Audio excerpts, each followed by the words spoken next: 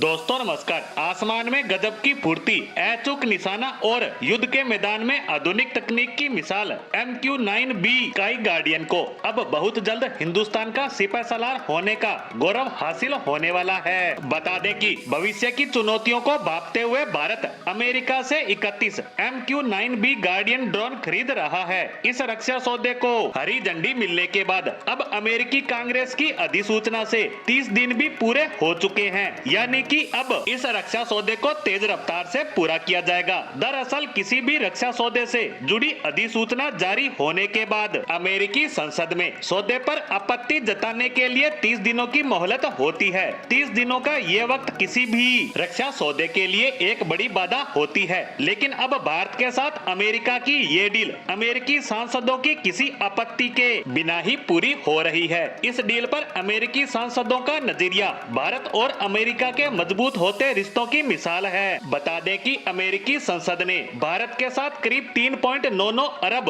अमेरिकी डॉलर की इस डील को मंजूरी दे दी थी। अब इस सौदे के फास्ट ट्रैक पर आने से बहुत जल्द सेना को घातक MQ-9B स्काई गार्डियन ड्रोन मिलना शुरू हो जाएंगे। बता दें कि इस ड्रोन से हमारी सेना को नई ताकत मिलेगी। इस ड्रोन की घातक वार की काबिलियत की वजह से इसे हंटर किलर ड्रोन भी कहा जाता है। प्रीडेटर ड्रोन मॉडर्न युद्ध का वो हवाई योद्धा है जो दुश्मन के इलाके में बड़ी खामोशी से शामिल हो जाता है। एक बार अगर इसे टारगेट दे दिया जाए तो उसकी तलाश में लग जाता है। यह लगातार लंबी दूरी तक उड़ान भर सकता है। टारगेट इसकी नजरों से बच नहीं सकता। भीड़ में भी मौजूद अपने निशाने को ये बखूबी पहचान लेता है। सबसे बड़ी बात यह है कि ड्रोन में कोई सैनिक सवार नहीं होता, लिहाजा हमले के दौरान सैनिक दुश्मनों की नजरों से महफूज रहते हैं। बता दें कि इस ड्रोन में ऐसी बहुत सी खूबियां हैं जो इसे युद्ध के मैदान में ऑलराउंडर बनाती है। ये एक लॉन्ग रेंज एंड्योरेंस ड्रोन है जो हवा से जमीन पर मार करने वाली मिसाइलों से लैस रहता है।